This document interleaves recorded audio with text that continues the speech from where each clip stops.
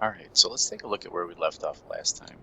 We have a helicopter here, and when I press play, you can see nothing happens, but when we hit spacebar, you can see our helicopter takes off. I can move it forward and back and to the sides using the arrow keys, and if I left click, you can see I'm dropping out these food boxes, and they start to disappear. Notice that in this view at the top, we're not really getting any camera movement or camera following this object.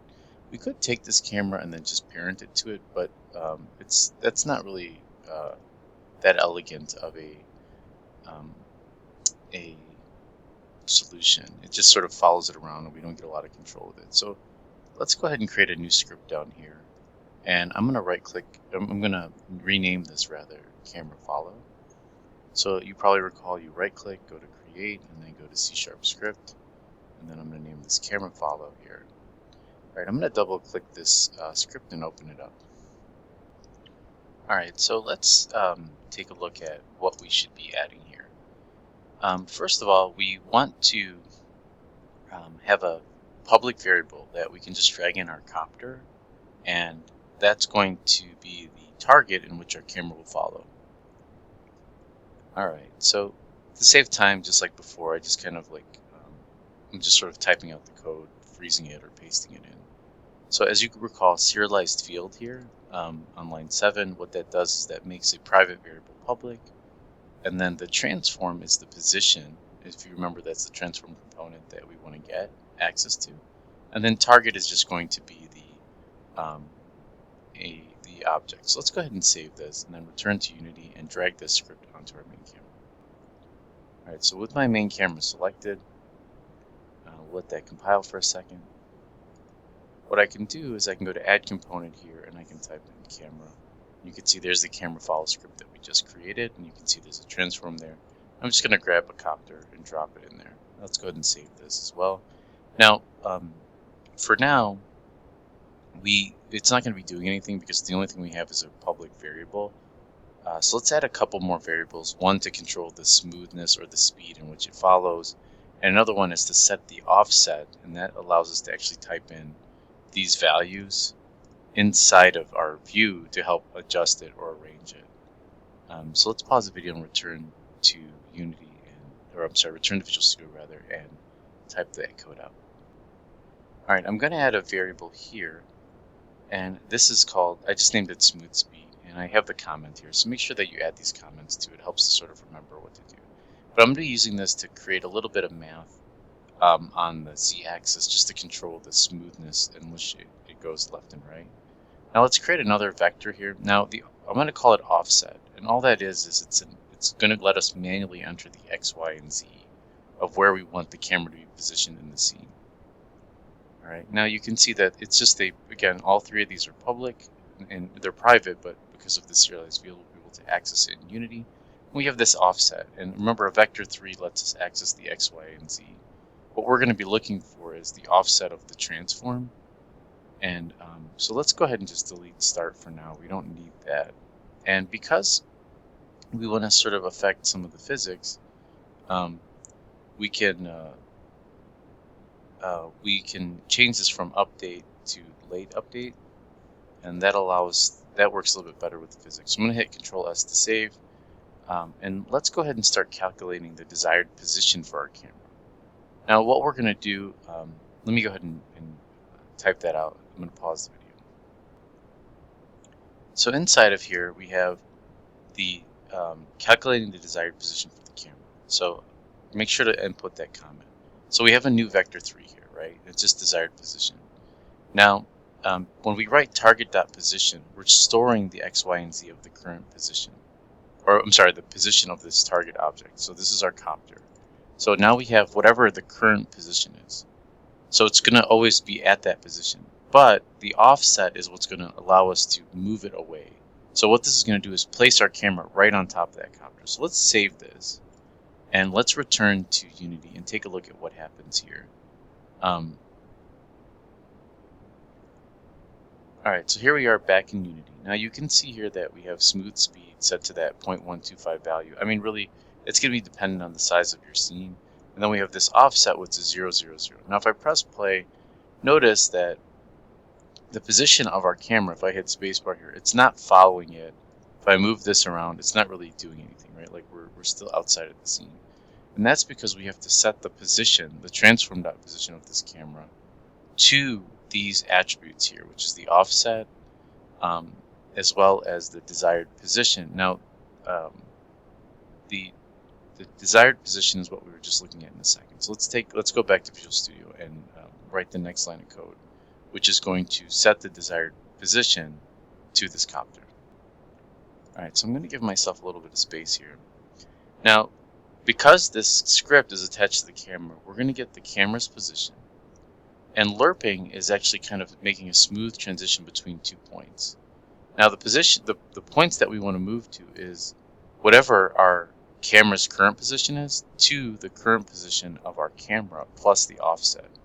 Now, smooth speed is how fast, so there's 3 little attributes here, how fast it smoothly moves between those 2 positions. So I'm going to go ahead and hit Control S to save this. And let's return to Unity and take a look at this in action. Alright, so let's take a look. Now, because our current position is 0, 0, 0, all it did is moved our camera's current position right into the center of this copter. So if I change this to maybe 60 and then 30, you can see that gives us a little bit better of a result. If I hit spacebar to take off, our camera is smoothly following it. And because we have that smooth offset, if I lose my mouse, it'll follow it.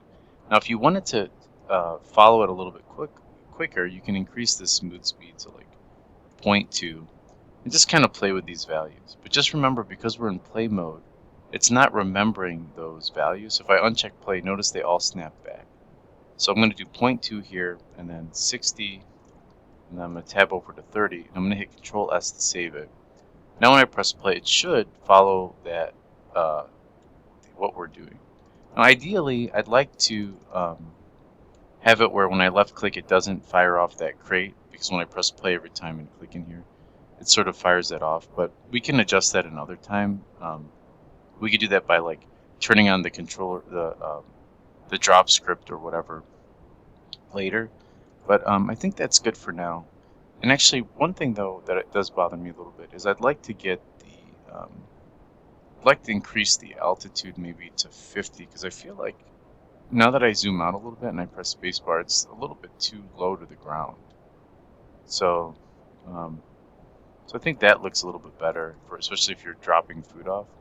All right, in the next video, let's go ahead and create our little food, our drop boxes for our food crates. Alright, so let's go ahead and take a look at how we can create our little score drop boxes for when we drop the food. We'd like it to essentially be the aid location where people can get their food.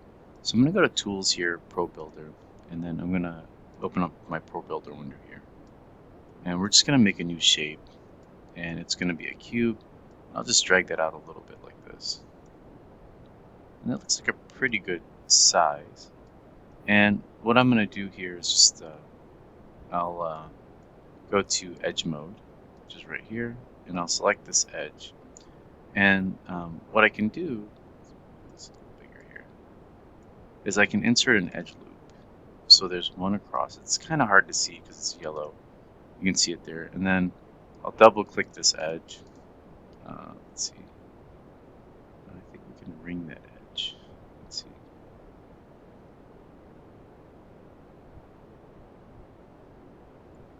Oh, this is what I want. Select edge loop. So I'm going to select that whole edge loop and pull it down here. And then I'm going to select this one, insert another edge loop. Now, when you initially create the edge loop, you can move it. But if you click off and click back on, you're only selecting the one. All right, so let's select this side, and then let's insert another edge loop. Let's move it over here. Just let me Control-Z that. Now I'm going to go back and record these videos. It looks like my mic that I'm using is starting to go, and it's giving me some pretty poor audio. So, but for now,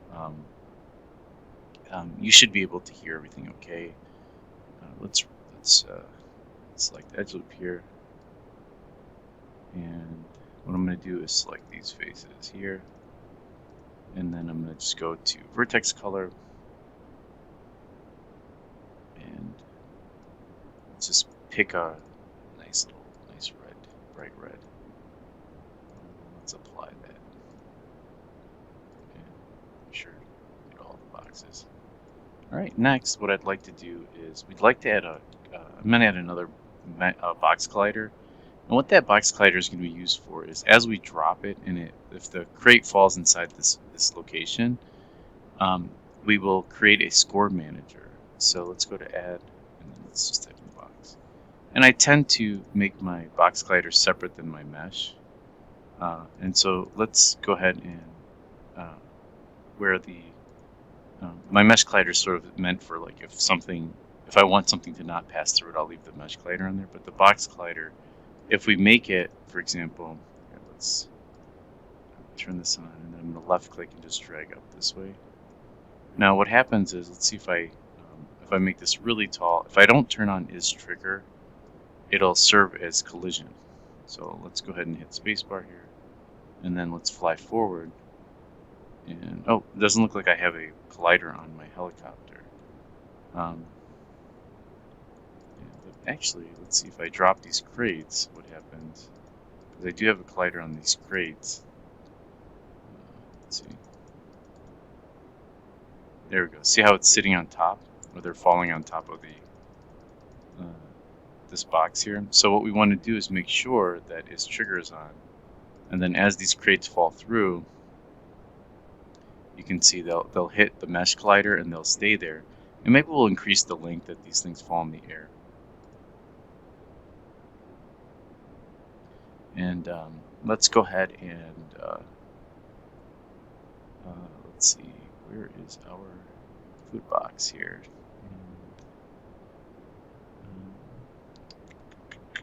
We will have to select and edit that manually later. But anyway, so now that we have this is going to serve as our prefab. So let's make sure that box collider has is trigger. And actually, I don't like how tall, actually how high that copter is going. So let's just bring that down to 40. And then I really think I should bring the camera.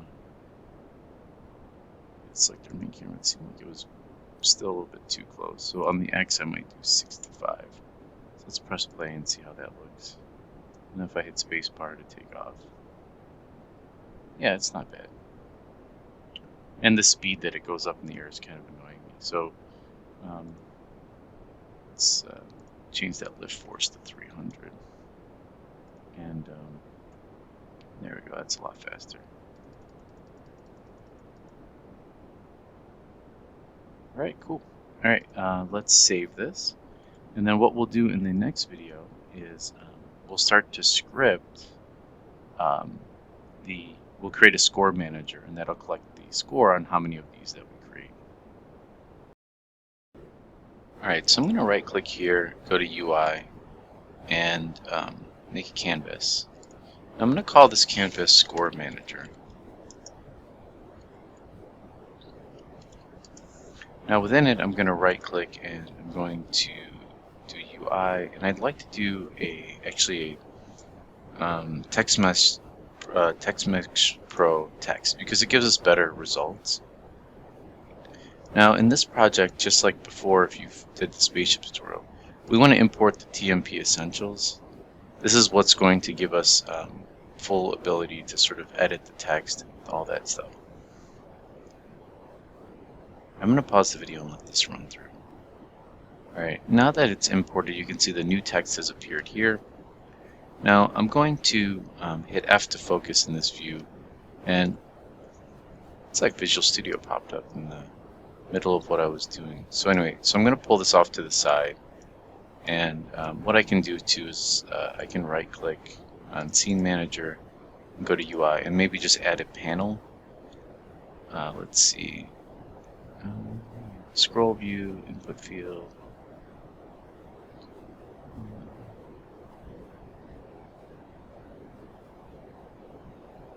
I guess we can just do an image, and that'll serve as our panel.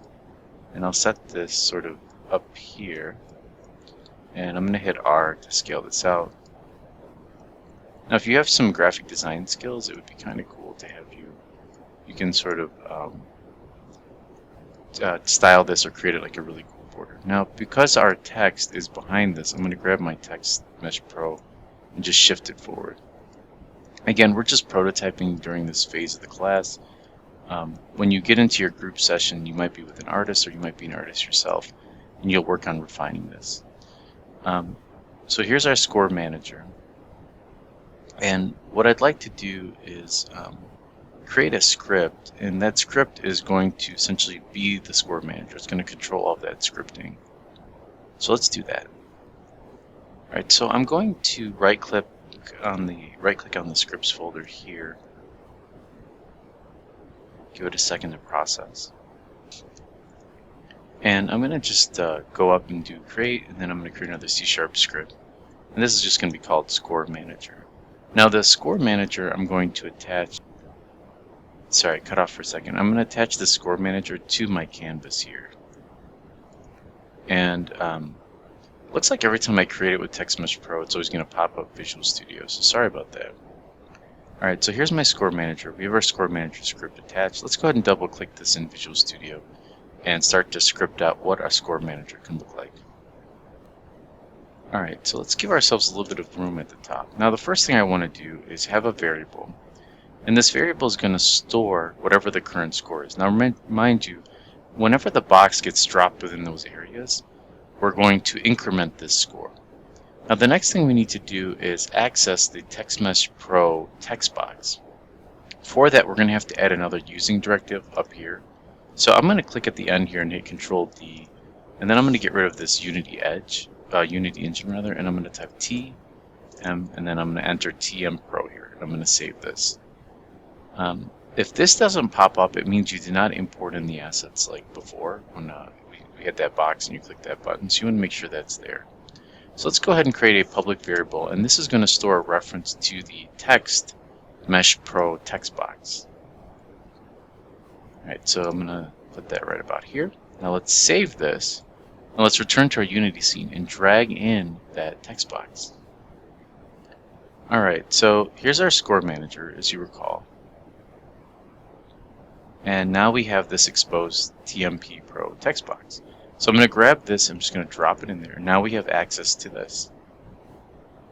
So I'm going to go ahead and hit Control S to save this.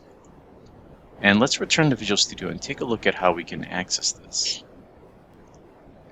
Alright, so in the start, right off the bat, let's go ahead and do this. So we're going to type score text dot, and then text should pop up. This is a pre-made attribute to this value here. This is kind of already scripted by using TextMesh Pro. And what we're saying here is we're going to make that equal to score, and this is, remember, start happens at the very beginning, plus whatever score variable is holding, which is 0. So let's hit Control S to save this, and let's go back into Unity and test to see if this works.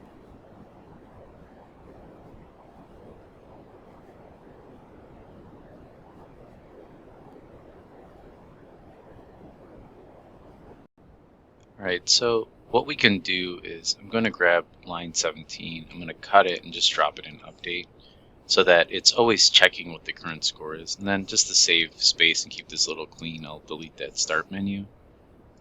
This should still work. If I save this and I jump back into Unity, it'll still play here. Now this isn't necessarily the most optimal way, but this is sort of an introductory course. And with that, we are just sort of figuring out, like, you know, we're still sort of figuring out how Unity works and how scripts work. And later, by the next course, when we make another 4 or 5 games, you'll start to see things like design patterns and stuff emerge. All right, so this is our Score Manager. So I'm going to add a line here, and what this is just checking how we can add points to our score. Right now, what we see here is I'm going to actually change this to from update to update score so that it's not running every frame, but it's only running when this is called, and we're going to call this from another script. And with that said, I'm going to add an integer here, and I'm going to call it points. So this is sort of what I was talking about a little bit, is like, you know, maybe we start to, instead of this running every frame and using memory, this only runs when it's called, right? So So I'll go ahead and save this. And actually, you know what? Let's bring that start method back, and we'll leave it for a second just to, and then we'll drop this in there. So it sets it right away for score. So I know, sorry for changing that up on you. And so once start happens, we'll call our score, and then once this is called, it will again set the score here, and then we're going to update score here with whatever the points are. Now, the points are going to be passed in probably from our crate, so we're going to show you how to do that. And then, let's see, we want to, actually, let's update this after. So I'm going to select this, hit Control X, I'm going to hit Enter and just paste this below here. So now we essentially have where our score is, we're incrementing score by number of points. This is really the same way of writing this. Score equals score plus points. This is the same way of writing it out. That's just a shorthand way of writing this. So this is really the same thing, these two. So, so let me go ahead and save this. Now, what I'd like to do is I'm going to type if and then tab, and that'll create this for me. And I'm just going to do if score is less than, is greater than or equal to 1, and we can add more later. And you can actually make this a public variable up here and just call it like win score or something. What we'll do is we'll take our score text here and we'll update it with you win. So let's go ahead and paste this here. So what happens is if our score is greater than or equal to 1, we get a message that says you win. All right, let's save that. And this looks pretty good. This we have our score manager here. That looks pretty good. What we'll do in the next section is we'll update. Well, actually, let's just do that now. It won't take long. Let's go into our crate script. And we're going to update this crate script so that every time the crate intersects with the our score manager, it'll update it. You know, actually, we'll do that in the next video. Now that I'm thinking about it, it might take a little bit of work, and it'll be a nice break for you. Alright, so we have a crate script here, and all it does is it destroys our crate after so many seconds, which are 3. So we can actually just update this to 4. Let's save that. And actually, you know, like I said, we'd be pretty good to just make a public variable. And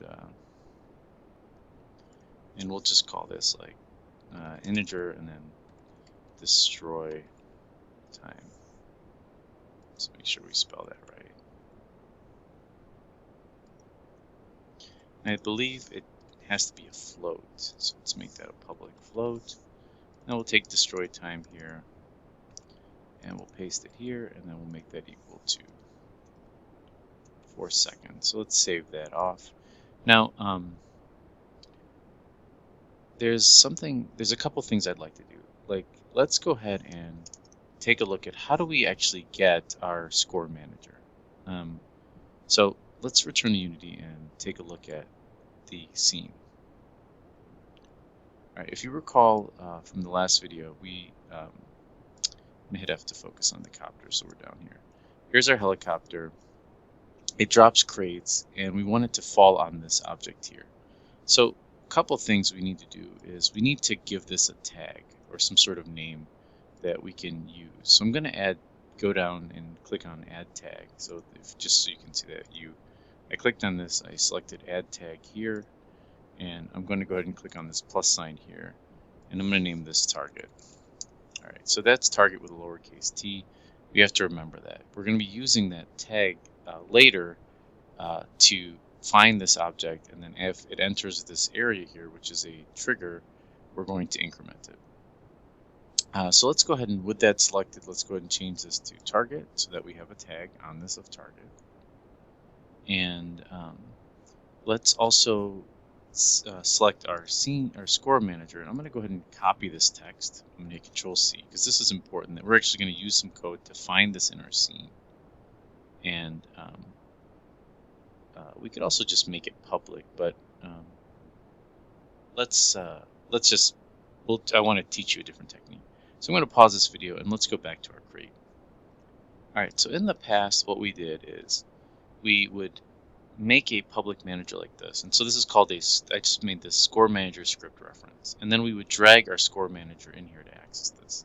Well, there's another way of doing that, and that's in our start method here.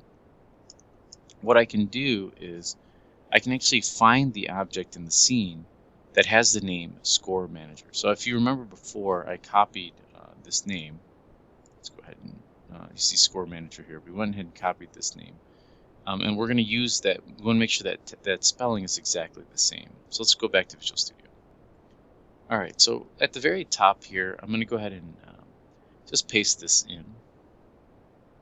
All right, so what we have here is this object is going to store, it's going to find that score manager, which is that canvas in our scene, and it's going to store it in here. So let's save this, and let's return to Unity.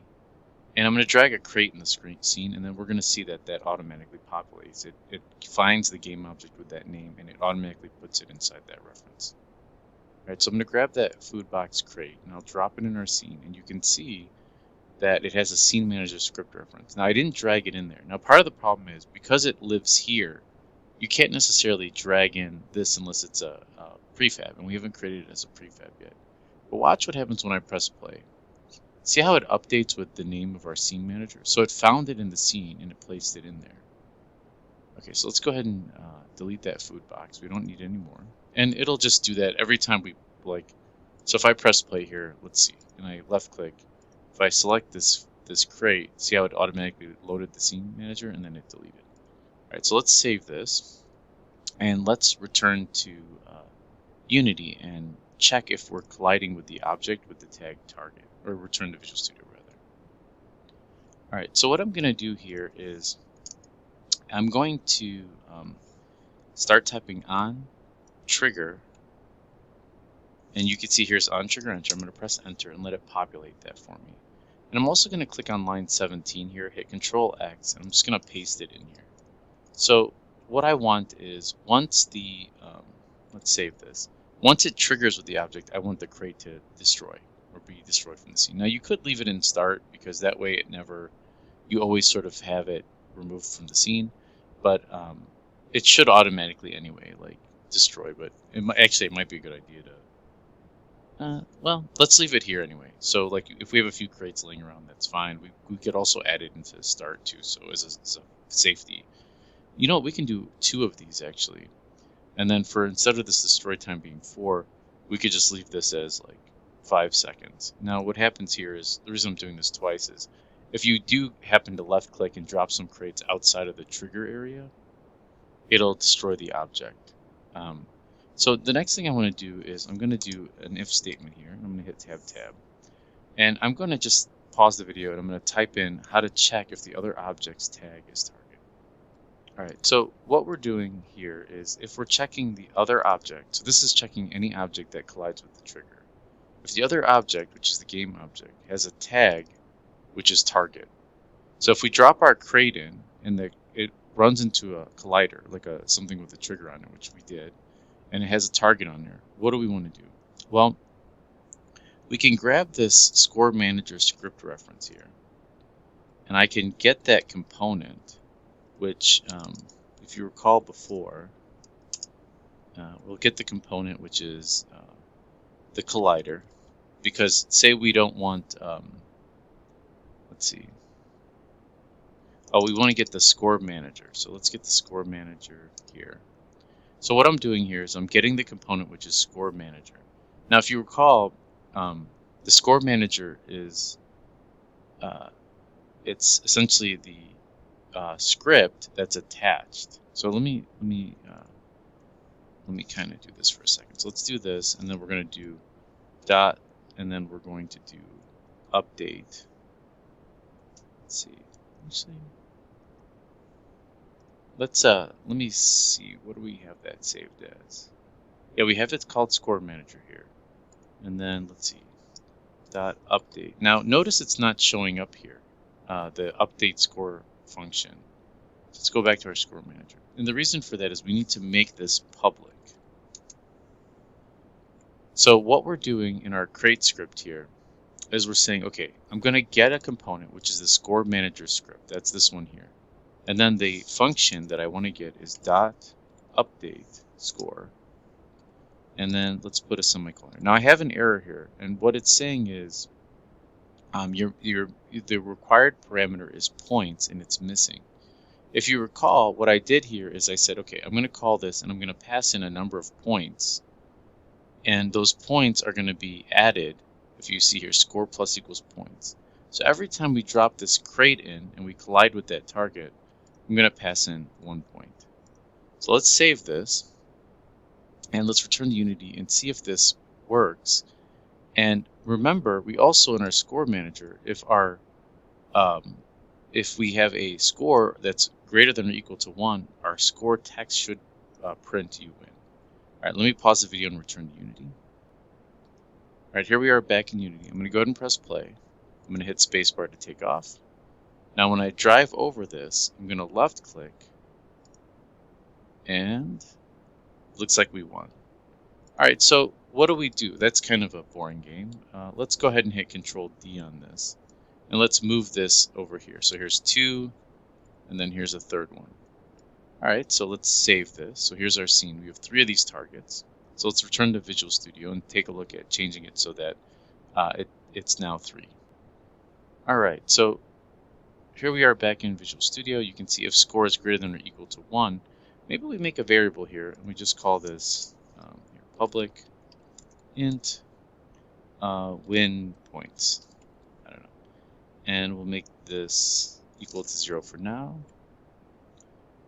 Let's see, public int win points. And we'll just make it equal to, because we need a little bit higher than, let's say 3. And we could always change this, but we need to make sure it's greater than 0 right off the get-go. And then I'm going to double-click win points here, hit Control C there to copy it. And I'm going to delete this, hit Control V, just getting rid of that number 1 and pasting win points in there. And because we have this, let's see, our crate object here, we update the score by 1 every time that we hit something with a target. So let's return and let's see if there's any potential issues we can find. All right, here we are back in Unity. Let's play this. I'm going to hit spacebar to take off, move forward, drop 1 here, and looks like we have 1. And let's go to 2. Cool. Now the thing is, though, if we look at this, this is one issue I can see. Do you see how we have the target here, this collider? If I left click again, we get you win. But what I'd like to do is hit every one of these. See that? Like, I'd like to be able to hit this one, and I'd like the player to have to drop food on each one of those locations. So let's just jump back into Visual Studio and see how we can fix that. All right, so what we can do is we can say other.gameObject, and I'm going to get the component from the other object, which is the collider. Now, if you remember,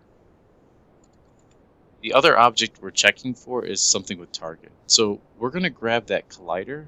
I'm going to hit tab to let this finish off here. Collider, and then, oops, looks like I clicked off too soon.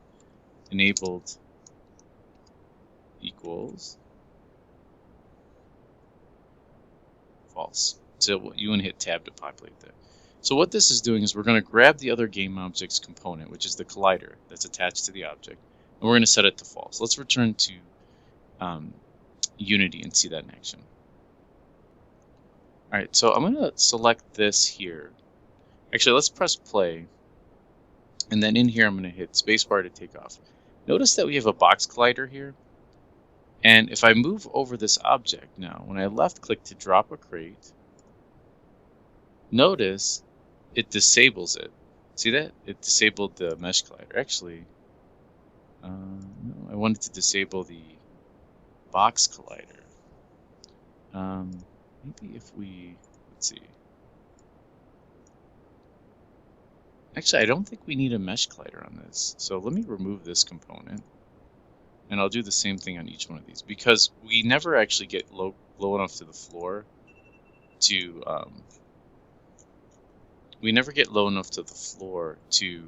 ever touch those.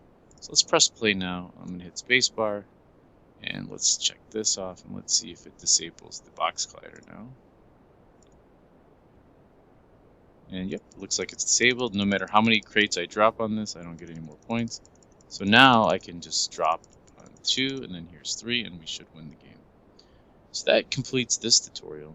And then I'm going to go back and re-record this series later with better audio. But for now, I hope you enjoyed that, and then we'll continue to build on these games in the next class.